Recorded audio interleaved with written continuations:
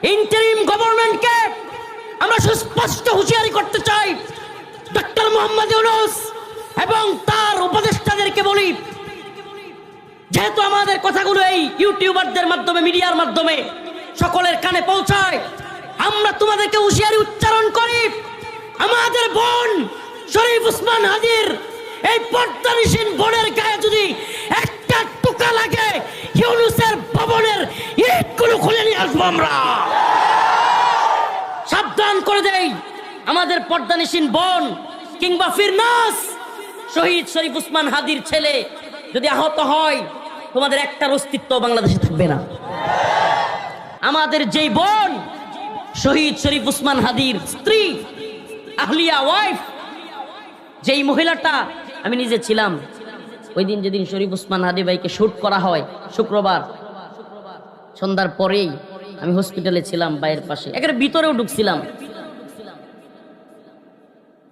এই শহীদ শরীফ ওসমান হাদি ভাইয়ের ভাই ভিতরে আসছে, ওনার আত্মীয় স্বজন আসছে, কিন্তু দেখেন শহীদ শরীফ ওসমান হাদির স্ত্রী কতটা পর্দানিসীন। সুবহানাল্লাহ, জেনারেল শিক্ষিত একটা যুবক, কিন্তু তার স্ত্রী এতটাই পর্দাসীন যে তার স্বামী ভিড়ের মধ্যে, বিশাল মানুষ, এখানে উনি আসেন নাই, দোয়া করেছেন, ঘর থেকে খবর রেখেছেন।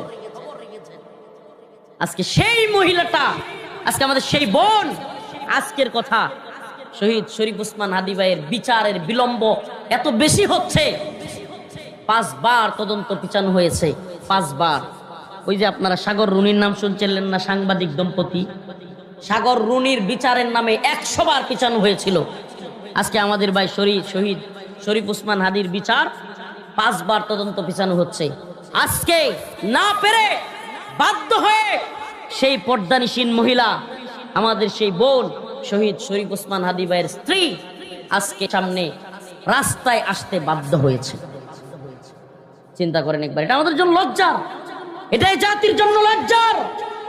যে ছেলেটা বলেছিল যে আমি জানি, আমি যে সত্য কথা বলছি, বড় বড় নেতাদের বিরুদ্ধে, প্রশাসনের বিরুদ্ধে, আমলাদের বিরুদ্ধে, ভারতীয় আধিপত্যবাদের বিরুদ্ধে যে বক্তব্য দিচ্ছি, আমি জানি হয়তো আমাকে এই কারণে শহীদ করে দেওয়া হবে, মেরে ফেলা হবে।